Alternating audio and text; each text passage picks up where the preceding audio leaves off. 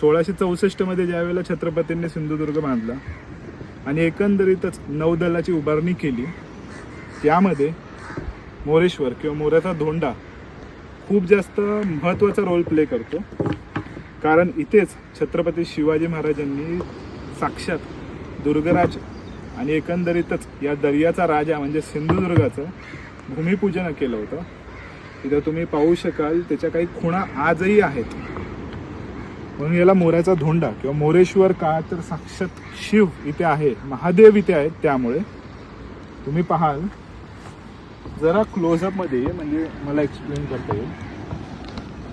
हा सूर्य आहे आणि ह्या सूर्याच्या आतमध्ये एक आकृती आहे, तर त्या खूप जास्त फुसट झाल्या आहेत काळाच्या ओघामध्ये.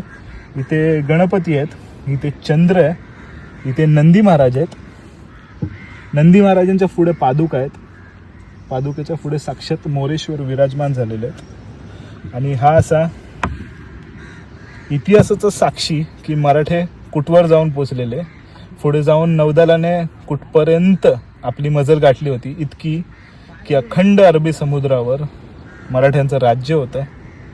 कान्होजी आंग्रे, नंतर तुळाजी आंग्रे, संभाजी आंग्रे ह्यांनी तर म्हणजे पार कोणाकोणाला काय काय गोष्टी केल्या होत्या, जेणेकरून एकंदरीत हा समुद्र आमचा आहे आणि तो आमचा राहिला पाहिजे ह्यासाठी त्यांनी अक्षरशः आपलं आयुष्य वेचलं. पायरेट्स ऑफ कॅरेबियन बघितलं असेल, त्यामध्ये एक जॅक स्पॅरो आणि एकंदरीत सर्व पायरेट्सची मीटिंग असते. त्यामध्ये शंभूजी म्हणून एका व्यक्तीचा उल्लेख होतो. ते आपले शंभूजी आंग्रे असतात, म्हणजेच सरखेल कान्होजी आंग्रे त्यांचे पुत्र आणि दैदिप्यमान अशा मराठा नौदलाचा भविष्य, आजचा इतिहास. ह्याच दगडांवर छत्रपती शिवाजी महाराजांनी स्पर्श केला होता असेल.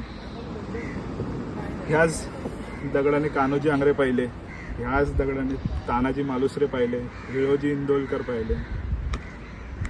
कधी तुम्ही मालवणच्या किनारपट्टीवर आलात तर जरूर या वास्तूला आणि एकंदरीतच या मोरेश्वराला भेट द्यायला बिलकुल विसरू नका. आणि लक्षात ठेवा, याच वाळूने भारतीय नौदलाला जन्म दिलाय, त्याची जाण ठेवायला बिलकुल विसरू नका. आणि त्याच प्रकारे जबाबदारीपूर्वकच पर्यटन करा, विध्वंसक असं कुठलंही पर्यटन करू नका, इतकं मात्र मी सांगेन. तर छत्रपती शिवाजी महाराजांचा विजय असो आणि हर हर महादेव.